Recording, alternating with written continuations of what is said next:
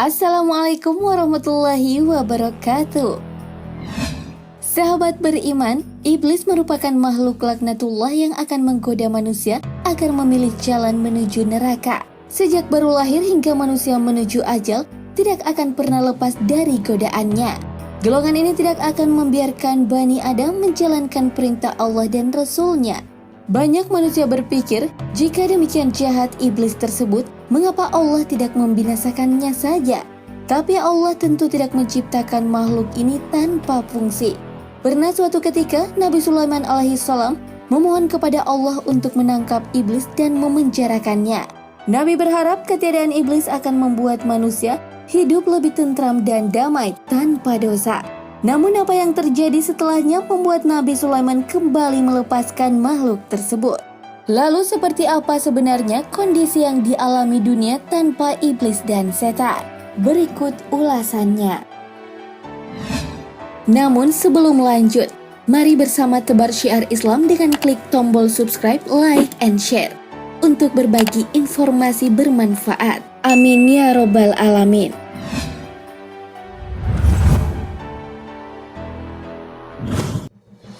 Dalam sebuah riwayat diceritakan, bagaimana Nabi Sulaiman alaihissalam memiliki kekuatan penuh menundukkan kalangan manusia, jin, dan hewan. Bahkan setan-setan kala itu menjadi pekerjanya untuk membawa dan mengimpor batu-batuan, pasir, serta bahan bangunan lain untuk membangun bangunan-bangunan megah.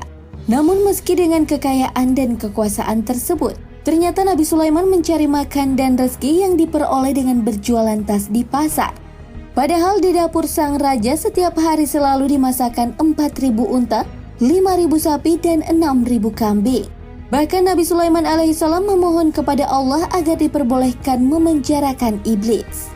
Ya Allah, Engkau telah menundukkan padaku manusia, jin, binatang buas, burung-burung, dan para malaikat. Ya Allah, aku ingin menangkap dan memenjarakan iblis, merantai serta mengikatnya, sehingga manusia tidak berbuat dosa dan maksiat lagi. Namun permintaan ini tidak serta-merta dikabulkan oleh Sang Pencipta. Allah Subhanahu wa Ta'ala kemudian mewahyukan kepada Nabi Sulaiman bahwa tidak ada baiknya jika iblis ditangkap atau dibinasakan. Wahai Sulaiman, tidak ada baiknya jika iblis ditangkap. Namun Nabi Sulaiman tetap memohon, ya Allah, keberadaan makhluk terkutuk ini tidak ada kebaikan di dalamnya. Lalu Allah berfirman, jika iblis ditangkap maka banyak pekerjaan manusia yang akan ditinggalkan. Nabi Sulaiman berkata, ya Allah, aku ingin menangkap makhluk terkutuk ini selama beberapa hari saja. Kemudian Allah mengizinkan Nabi Sulaiman untuk menangkap iblis dan memenjarakannya. Lalu apa yang terjadi sahabat beriman? Keesokan harinya Nabi Sulaiman mengutus pekerjanya untuk berjualan tas ke pasar. Namun sesampainya di pasar, ada hal yang tidak biasanya terjadi. Pasar tersebut kosong tanpa penghuni. Semua pedagang menutup dagangan mereka. Pekerjanya lalu memberitahukan hal itu kepada Nabi Sulaiman alaihissalam. Nabi Sulaiman alaihissalam bertanya, apa yang telah terjadi? Pekerjanya pun menjawab, kami tidak tahu. Pada malam itu Nabi Sulaiman tidak makan dan hanya minum air saja. Pada hari berikutnya, anak buah Nabi kembali ke pasar untuk berjualan tas. Namun hal yang sama kembali terjadi. Pasar kosong dan tidak berpenghuni. Sahabat beriman, ternyata setelah dicari tahu, manusia lebih banyak memilih menutup pasar. Mereka pergi ke masjid dan menuju kuburan untuk mengingat kematian, menangis dan meratap. Mereka sibuk mempersiapkan bekal menuju ke akhirat tanpa memperdulikan lagi keindahan duniawi. Hal ini tentu membuat sang Nabi keheranan. Apa yang sedang terjadi? Pikirnya. Nabi Sulaiman lalu bertanya kepada Allah perihal ini. Kenapa orang-orang tidak bekerja mencari nafkah?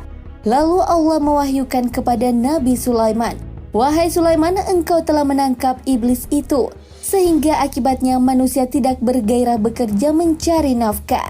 Bukankah sebelumnya telah kukatakan kepadamu bahwa menangkap iblis tidak mendatangkan kebaikan?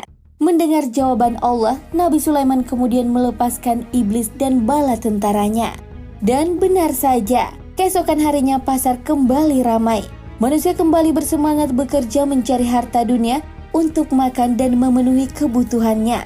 Jadi jangan berprasangka buruk terhadap ciptaan Allah. Meski kita anggap tidak berguna sekalipun, karena Allah lah yang maha tahu apa yang Dia ciptakan.